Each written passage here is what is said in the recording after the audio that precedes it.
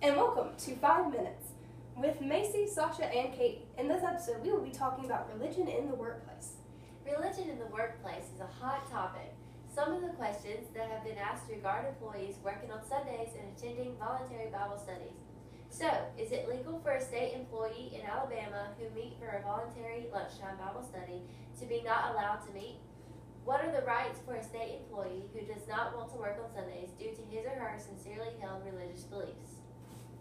Now let's look at some cases. In Rosenberger versus the University of Virginia, a student asked the university for money from a student activities fund to support the publishing costs of a Christian club.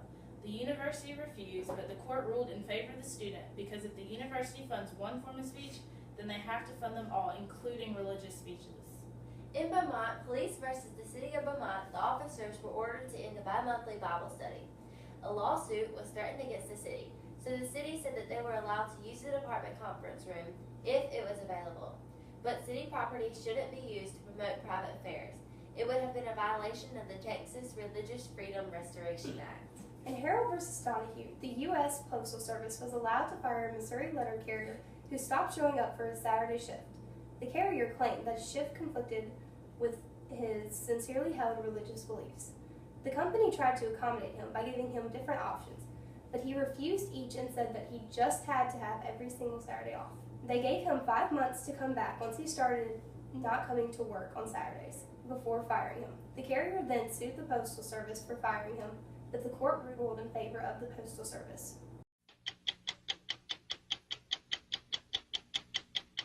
Well, my name's Adam Bourne, and I'm a councilman in Chickasaw, Alabama. And then my day job is I'm the Deputy License Commissioner of Mobile County. A group of state employees in Alabama who meet for a voluntary Bible study at lunch were forbidden to do so. Is this legal? Forbidden to meet. I would say that would not be legal. I think they would have every right to have a Bible study like that. So. Say since it's their lunchtime, their break. Oh, no doubt. Yeah, they have a constitutional right to assemble to worship anywhere that they choose. So definitely that's out of line.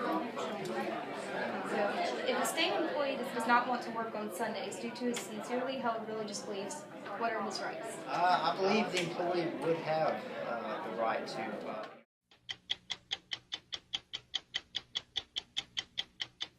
I'm here with Pastor Jim of Christ United Methodist Church, and I'm going to ask him our interview questions.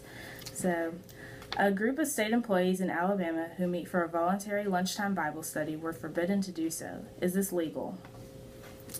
Yeah, Sasha, I really don't know the laws of the state, but I think that if they're state employees, but their lunchtime is their own time, and if they want to gather for prayer, I think they should be allowed to gather for prayer and to share that time together. I think it needs to be voluntary, and maybe just an announcement made, or maybe by invitation, open to whoever wants to come. But since it is their lunchtime, I would think that they should be free to use that for whatever they want to use it for. Yes. And if a state employee does not want to work on Sundays due to his sincerely held religious beliefs, what are his rights? Well, that question is a little bit more intriguing. And again, I'm not a lawyer. I don't know the laws. But just thinking about that question, one of the things I would want to know is, did that employee know ahead of time that he or she was required to work on Sunday or on their stated day of worship? Some folks worship on Saturdays and different other times, others at different times. So that would be a question that I think would be important to wrestle with. Did they know ahead of time that this was a required day for work? If that's their sincere religious belief and Sunday work is not mandatory, I would hope that the supervisor would be able to find a way to work it out for that person so they could be free to go and to worship as they so choose. Ultimately, it comes down to each person's individual conscience, and sometimes you've got to make a tough call and say, you know what, I can't, that job, if it's hindering my relationship with God, then I need to back away from it. Yeah, thank you. Well, you're welcome. You're welcome. And you're the most awesome Isaiah Trailmate ever, and I'm just honored to be in your presence. So, add that to the video. Don't edit that out. Okay. Peace.